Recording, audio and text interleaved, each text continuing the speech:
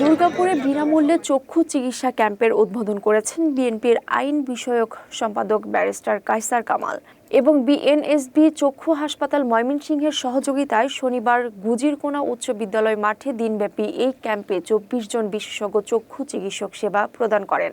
প্রায় ৪,০০০ গরিব ও অসহায় রোগীকে বিনামূল্যে চক্ষু চিকিৎসা, অপারেশন ও ওষুধ বিতরণ করা হয়। অনুষ্ঠানে উপস্থিত ছিলেন জেলা বিএনপির সাবেক সহসভাপতি আলহাজ ইমাম হাসান আবু চান, উপজেলা বিএনপির আহ্বায়ক জহিরুল আলম ভূঁইয়া, যুবদল নেতা সম্রাট গনি সহ বিএনপির নেতারা।